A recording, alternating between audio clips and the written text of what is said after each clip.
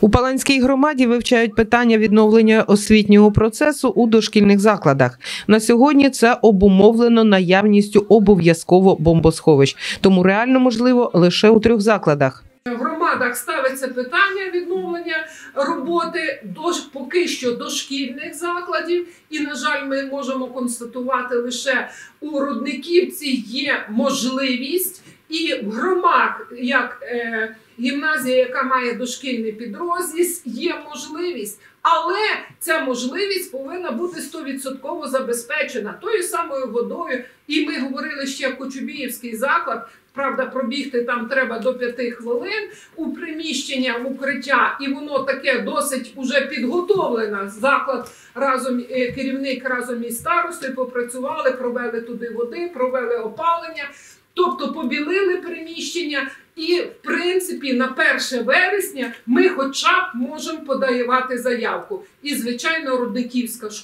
Рудниківська школа має повністю підвальне приміщення, в якому розміщене позашкілля. Тобто на евакуацію дітей вони теж можуть, припустимо, у разі сигналу, то вони можуть спуститися у підвал, але розуміємо, яка велика кількість дітей. Але там є можливість. Тобто Рудниківка, Кочубіївка, Громи – ось це ці заклади, які ми можемо сьогодні говорити, що можуть розпочати навчальний процес. Вони повинні готувати, звичайно.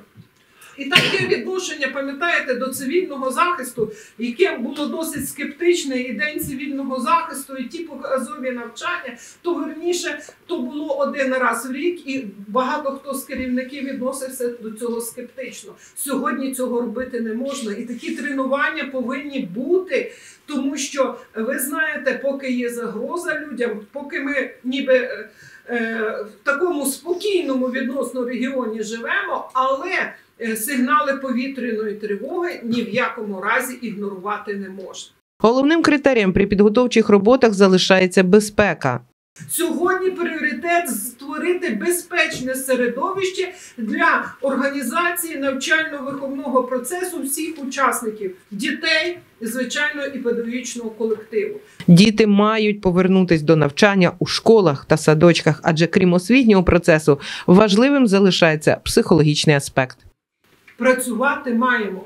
Ви розумієте, що діти, дорослі можуть висловити часто свої емоції, а діти в період війни, вони часто бувають, особливо в сім'ях, вони замикаються. Вони замикаються, і чим це замикання буде уже навіть після завершення війни може закінчитись, ніхто не знає. По виваженому, терпляче ми маємо пройти, тому що нам важко, але багато важче нашим Збройним силам України, які ризикують життям щосекундочки. І, звичайно, наші і територіальна оборона, і всі інші, хто сьогодні на посту, ми сьогодні всі в команді, і кожен має робити. Хочу на завершення подякувати кожному з вас, вашим колективам, за активну таку волонтерську діяльність, за підтримку. Вона дуже важлива, спілкуючись з військовими. Вони досить цінують оці вироби, оці домашні пиріжки, оте все, що ви готуєте. Це ви разом з нами, з нашими військовими наближаєте перемогу. Тому що я вірю, що вона обов'язково буде великою ціною, дорогою ціною вона дається життями людей, бо все можна відбудувати, як говорив наш президент, але повернути життя ні дітей, ні дорослих не можна. Тому давайте спільно, один одного чуючи, один одного підтримуючи.